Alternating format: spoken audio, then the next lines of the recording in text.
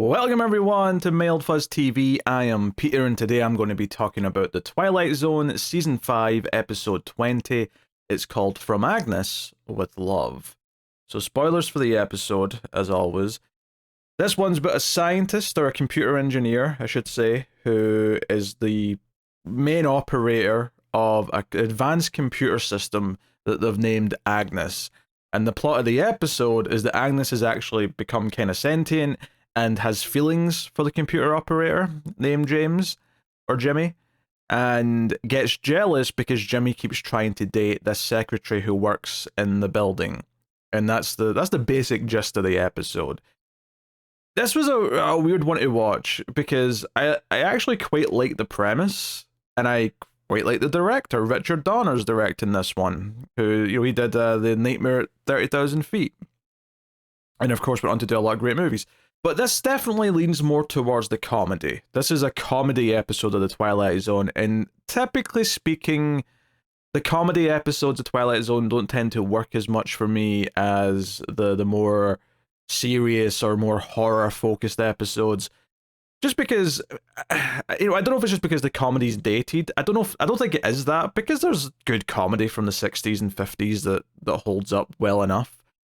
It feels more just like it's presented in a very kind of cartoony way, where the core idea of this, that this scientist keeps asking for advice from the computer about what to do to try and win the affection of this secretary named Millie, because he's kind of hounding her a little bit. He keeps trying to ask her out, and she's kind of just awkwardly saying, "Oh, I'll answer later," or "I've got a thing that night," or whatever. Right? She keeps kind of pushing it down the lane.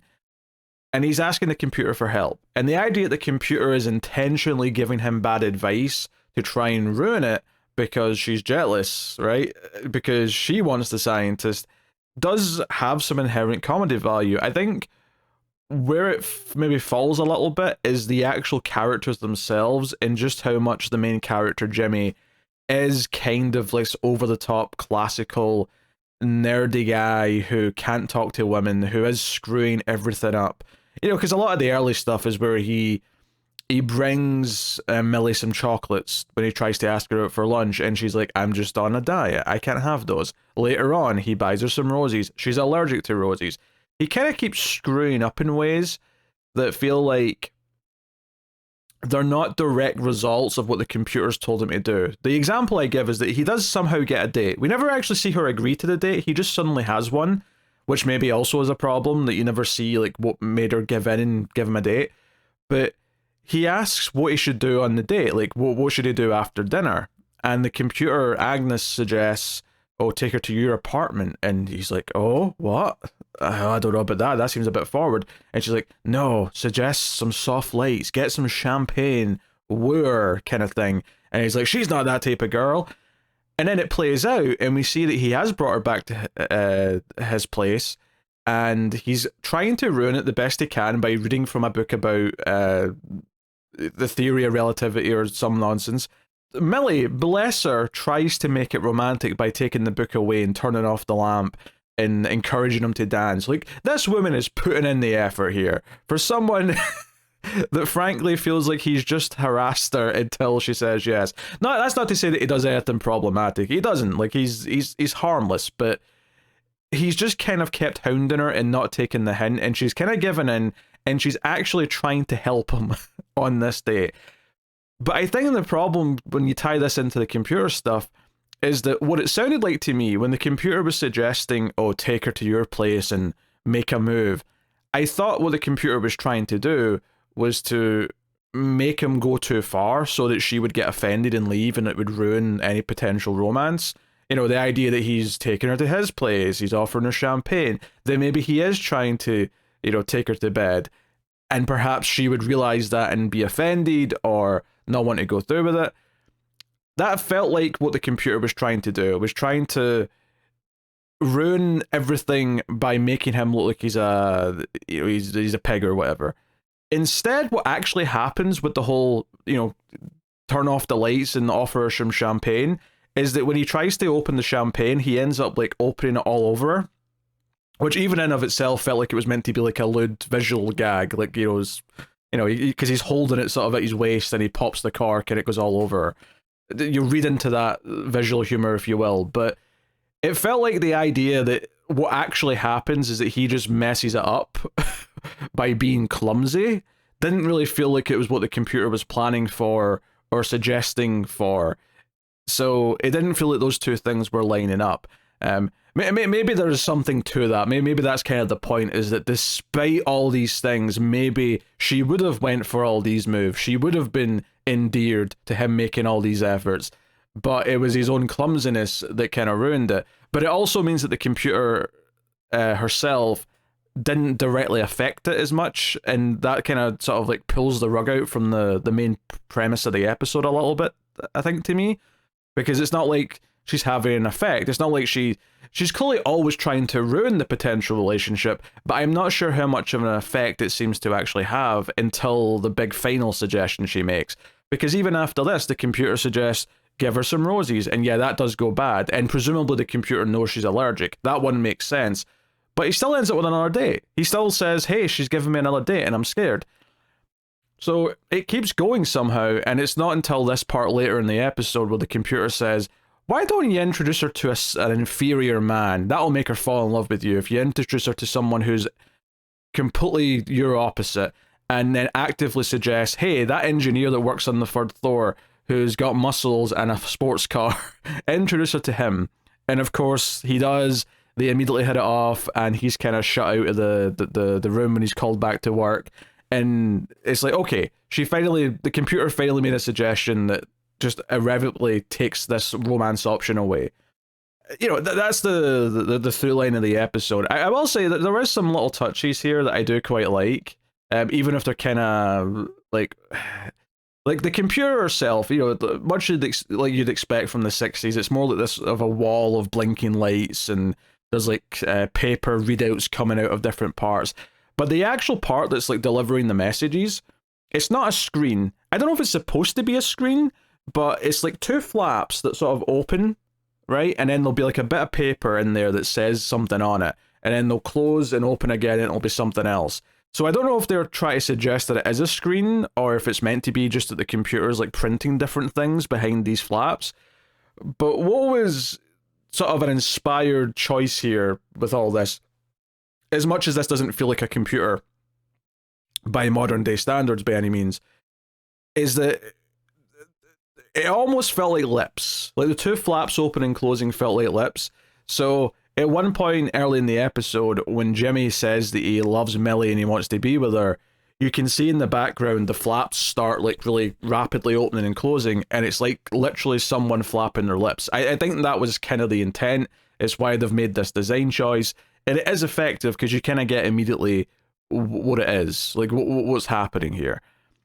So that's kind of fun. I will say the resolution's a little bit weak as well. Ultimately, when he's called back in to try and fix Agnes, who's acting up and not giving the information she's supposed to give, she kind of confesses that she loves him. And he just immediately breaks down and says, but you can't love, you're a machine, you're a glorified calculator, this doesn't work, you can't do this. And then he just kind of loses it a little bit, and he's just kind of in a trance when the others find him.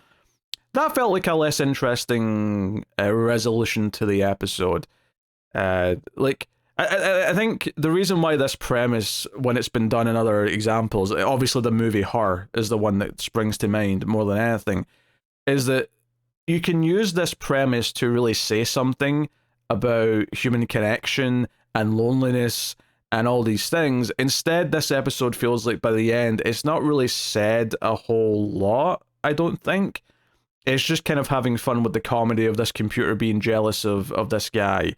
But the guy is a bit of a caricature. Like I was getting at this earlier, but Jimmy's kind of just this classical nerd with glasses who talks kind of whiny, constantly messes everything up.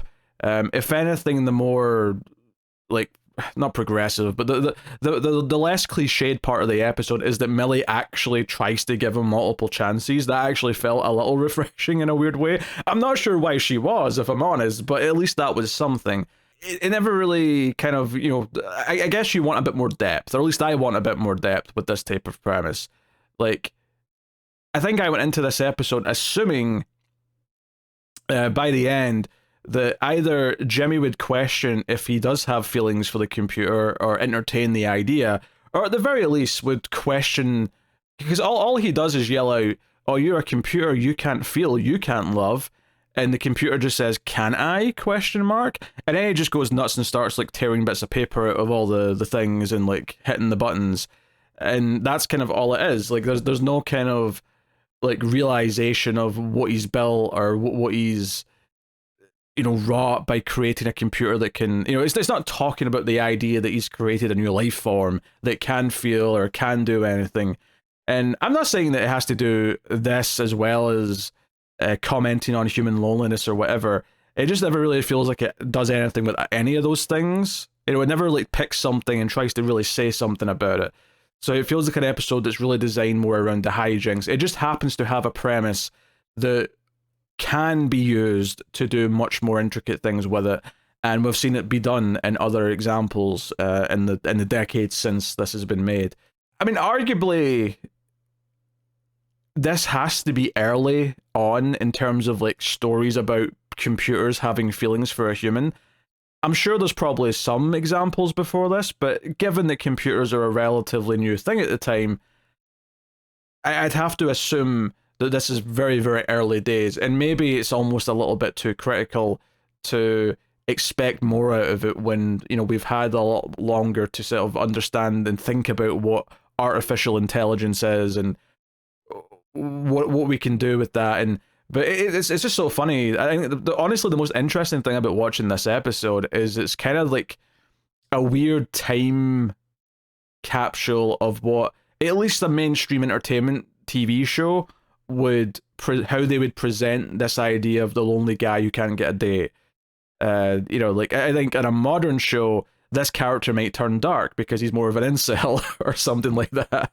And I'm not saying that should have happened. It's kind of interesting to sort of look at it with that lens of like, how would this story be tackled now with someone who maybe is obsessed with their computer? I feel like a lot of modern things would do something where he is like unhealthily attached to the computer, and then maybe that does lend itself to him like being more like, wait, you have feelings for me? Huh. Like maybe he would respond to that better in a more modern version of this story because of that. I don't know. I'm just, it's almost like this is just like this surface level of a really great iceberg. Like there's an iceberg below the water that is just full of great material to mine. But this episode never goes beyond that first tippy toppy layer. It's just there for hijinks. It's there for him feeling kind of awkward and dumb and rejected and just being oblivious to the computer. If anything, if it is remotely saying anything, it's maybe more just about when someone is unaware that there's someone in their life who does care about them and they just ignore it in the pursuit of someone who they see as more glamorous or more attractive or whatever. That's probably the closest it has to feeling like it's really about anything. But so it's not a bad watch. Like it was a very easy episode to watch. It's well enough paced.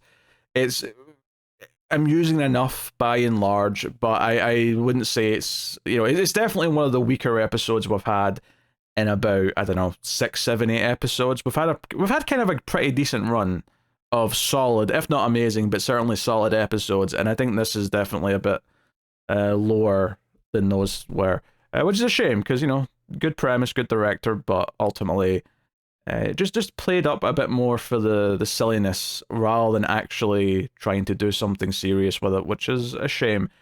But admittedly, I'm coming at this with a lot of expectations based on other ways that this type of subject has been tackled. That said, though, there's many episodes of Twilight Zone where the way it's tackled a certain science fiction subject is not as deep as what I've, seen from later on and some other thing that focuses in more on whatever the subject is.